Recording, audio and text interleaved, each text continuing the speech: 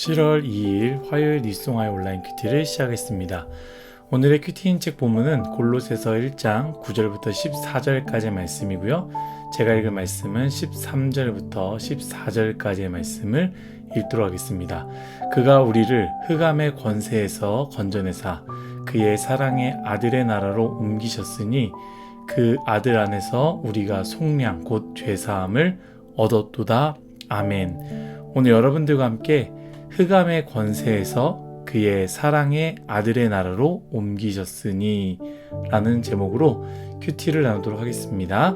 샬롬. 오늘도 말씀을 시작하신 여러분 주님의 이름으로 축복합니다. 어제부터 골로새서 말씀을 함께 나누기 시작했습니다.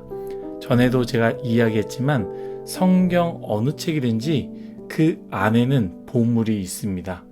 여러분들과 함께 계속 큐티를 하면서 저도 여러분 만만치 않게 이 책은 참 어렵다. 어떻게 나눠야 할까라는 생각이 들 때가 많이 있지만 결국에는 그 어렵고 읽기 싫은 책 안에서도요, 은혜를 발견하게 됩니다.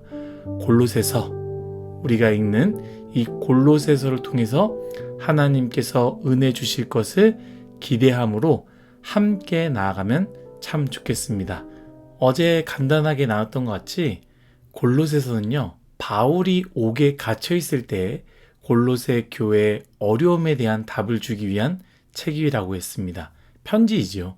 먼저 이 편지의 구조로서 어제 부분은요, 하나님께 감사의 고백을 하는데요.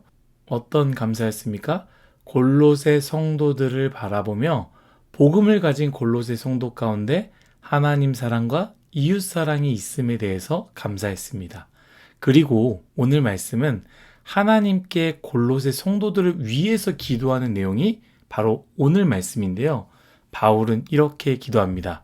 첫 번째, 골로새 성도들이 반드시 가져야 할 지혜와 총명에 다른 것이 아니라 하나님의 뜻을 아는 것으로 채워지길 기도합니다.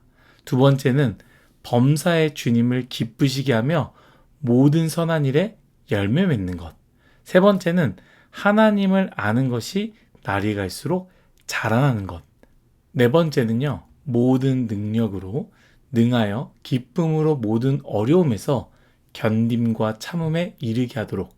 그리고 마지막은 하나님께 감사하는 골로새 성도들이 되기를 기도했습니다. 저는 이 바울이 골로새 성도들을 위한 기도 내용을 묵상하면서 세 가지를 생각했는데요. 여러분들과 함께 나누고자 합니다. 첫 번째는 우리가 누군가를 기도할 때 바울이 골로새 성도들을 위한 기도, 이 기도를 기억했으면 좋겠습니다. 한번 생각해 보았으면 좋겠습니다.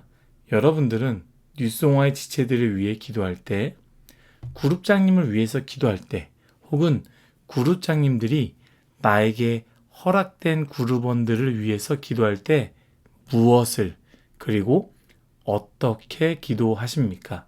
단순히 내가 원하는 기도, 혹은 그 기도 대상이 원하는 기도만을 하고 있는 것은 아닙니까?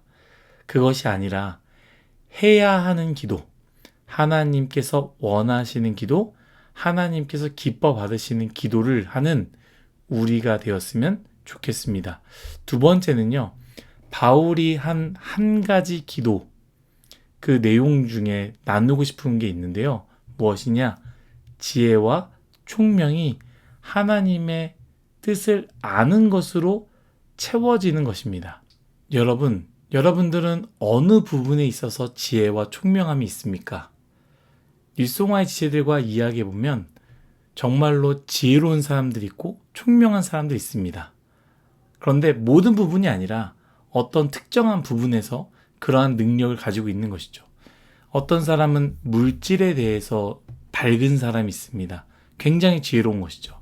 또 어떤 사람은 사람에 대해서 지혜롭고, 어떤 사람이 어떤 마음을 품고 있는지 어떨 것이야 라고 잘 생각하는 사람이 있다라는 것입니다.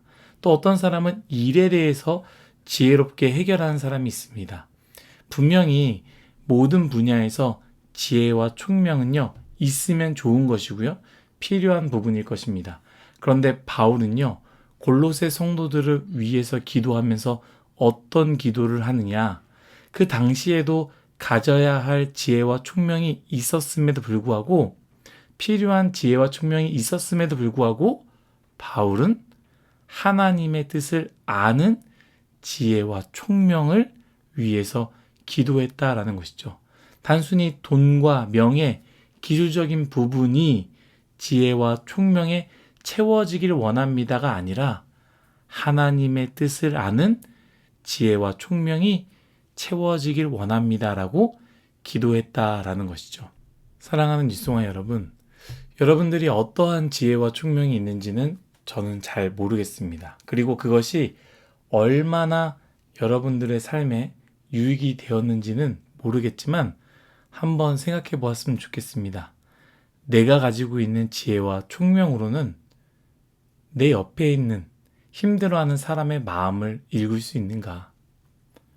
우리가 가지고 있는 지혜와 총명으로 내 부르는 늘려줄 수 있지만, 일들은 잘할 수 있지만 부모님의 마음을 헤아릴 수 있는지, 힘들어하는 친구들의 마음을 읽을 수 있는지, 그러한 것들을 하지 못한다면, 함께 사는데 지옥에 사는 사람들의 마음을 이해하지 못한다면 그 지혜와 총명함이 무슨 소용이 있겠습니까?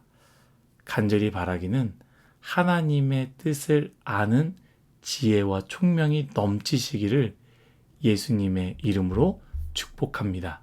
마지막은요, 바울이 이렇게 기도한 이유이자 골로새 성도들이 바울이 한 기도 제목처럼 되어야 하는 당위성입니다. 제가 선택한 본문인데요, 13절, 14절 말씀 다시 한번 읽도록 하겠습니다. 그가 우리를 흑암의 권세에서 건져내사 그의 사랑의 아들의 나라로 옮기셨으니 그 아들 안에서 우리가 속량 곧 죄사함을 얻었도다. 아멘. 제가 아는 산모 중에 자연분만을 하지 못하는 분이 있는데요, 정확한 이유를 모르지만 이 혈액공포증, 헤모포비아처럼 피냄새를 맡으면 쇼크가 온다라는 거예요. 그런 경험을 한 사람이 있다면, 자라오면서 그런 경험이 있는 사람들은 자연분만을 하지 못하게 하고요, 나이와 상관없이 그 사람의 건강과 상관없이 제왕절개를 해야 한다라는 것입니다. 아무에게나 제왕절개를 요청하지 않습니다. 단순히 무섭다고, 단순히 힘들다고 제왕절개를 권유하지 않습니다. 그러나 앞에서 말했던 의학적인 이슈가 있는 사람에게는 분명한 이유가 있기에 처음부터 제왕절개를 해야 한다라고 말하는 것이죠. 이처럼 바울이요, 저렇게 기도한 이유가 있습니다. 저러한 기도 내용이 있는 이유가 있다라는 것이죠. 바로 골로새 성도들은 더 이상 세상 곧 흑암의 권세에서 붙잡힌 자가 아니라 사랑의 아들의 나라로 옮겨졌기 때문입니다. 골로새 성도들이요, 그리스도인이 아니라면, 예수님을 믿지 않는다면 바울은요 저렇게 기도하지 않았을 것입니다. 어찌 보면 저런 기도가 필요가 없을 것이죠. 우리도 마찬가지입니다. 만약 우리가 그리스도인이 아니라면, 만약 우리가 예수님이 나의 구원자가 아니라고 확신한다면 우리 또한 이 기도가 필요 없을 것입니다. 하나님의 뜻을 아는 지혜와 총명이 왜 필요하겠습니까? 범사의 주님께 기뻐할 이유도 없습니다. 선한 일에 열매 맺을 필요도 없지 않겠습니까? 그러나 우리가 그리스도인이기에 골로새 성도들과 같이 우리가 있는 곳이 사랑의 아들의 나라이기에 우리에게도 그 기도가 반드시 필요하다라는 것이죠. 여러분들은 지금 어디에 있습니까? 여전히 세상 흑암의 권세 속에 있습니까? 사탄의 권세, 죄의 권세, 죽음의 권세 속에 있습니까? 아니면 그리스도의 나라, 사랑의 아들의 나라, 생명의 나라에 있습니까? 만약에 우리가 그 사랑의 아들의 나라로 옮겨졌다면 우리 또한 골로새 성도들과 같이 바울의 기도가 나를 향한 기도가 되고요, 그 기도가 이루어지기를 예수님의 이름으로 축복합니다. 다 같이 기도하겠습니다. 사랑이 많으신 하나님 감사합니다. 모든 것이 다 하나님의 은혜임을 고백합니다. 바울의 기도처럼 하나님 우리 가운데도 그 기도가 이루어지게 하여 주옵소서. 왜냐하면 우리 또한 사랑의 아들의 나라 가운데 옮겨진 자들이기 때문입니다. 하나님 그 기도가 우리에게도 이루어지게 하여 주옵소서. 감사하며 예수님의 이름으로 기도드렸습니다. 아멘.